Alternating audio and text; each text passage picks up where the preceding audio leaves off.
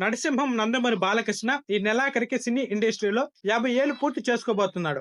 ఆయన చేసిన తాతమ్మ కల సినిమా 1974 ఆగస్టు 30న అయితే విడుదలైంది. టాలీవుడ్‌లో 50 ఏళ్ల సినీ ప్రయాణాన్ని కొనసాగిస్తూ ఇప్పటికీ కుర్ర హీరోలకు పోటీగా సినిమాలు చేయడం అంటే మామూలు విషయం కాదు. సినీ రంగంలోనే కాకుండా హిందూపురం ఎమ్మెల్యేగా, బసవ తారకం క్యాన్సర్ హాస్పిటల్ చైర్మన్‌గా, రాజకీయ సేవా రంగంలోనూ తనదైన ముద్ర వేసుకున్నాడు బాలయ్య గారు. అందుకే తెలుగు చిత్ర పరిశ్రమ తరపున ఆయన్ను సెప్టెంబర్ 1వ తేదీన ఘనంగా సన్మానించాలని అయితే నిర్ణయించుకున్నారు. బాలకృష్ణ 50 వసంతాల గోల్డెన్ జూబ్లీ వేడుకను అంగరంగ వైభవంగా నిర్వహించడానికైతే ఏర్పాట్లు చేస్తున్నారు. ఈ సన్మాన కార్యక్రమానికి భారతీయ సినీ రాజకీయ రంగాలకు చెందిన ప్రముఖులైతే హాజరవుతున్నారు. నందమూరి అభిమానులు అయితే భారీ ఎత్తున అయితే తరలి వస్తారని అయితే తెలుస్తుంది. ఇప్పటికే దీనికి సంబంధించిన ఓ ఆహ్వాన పత్రిక సోషల్ మీడియాలో అయితే చక్కర్లు కొడుతుంది.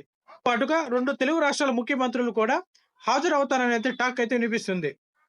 బాలయ్య సినీ స్వర్ణోత్సవ వేడుకను స్టార్ హీరోల దగ్గర నుంచి యంగ్ హీరో హీరోయిన్ల వరకు ఇతర నటీనటులు, దర్శకులు, ప్రముఖ సాంకేతిక నిపుణులు అందరికీ ఆహ్వానం అయితే వెళ్ళింది. చిరంజీవి, అక్కినేని నాగార్జున, దగ్గుపాటి వెంకటేష్, మంచు మోహన్ బాబు లాంటి యాక్టర్స్ ఈ కార్యక్రమానికి వస్తారా లేదా అనే చర్చలు అయితే వినిపిస్తున్నాయి. ఎందుకంటే వీరంతా ఒకే వేదిక మీద కనిపించి చాలా సంవత్సరాలు అయితే అవుతుంది.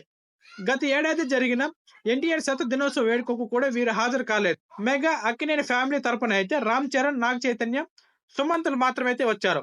అలాగే బాలకృష్ణ గోల్డెన్ జూబ్లీ ఈవెంట్ కు జూనియర్ ఎన్టీఆర్ హాజరు అవుతాడా లేదా అనే సందేశాలు సోషల్ మీడియాలో అయితే ఎక్కువైంది. బాబాయ్ అబ్బాయి కలిసి ఒకే వేదికను పంచుకొని చాలా ఏళ్ళైతే అవుతుంది. ఇటీవలి కాలంలో వారి మధ్య దూరం పెరిగిందన్న రూమర్స్ కూడా అయితే వినిపిస్తున్నాయి.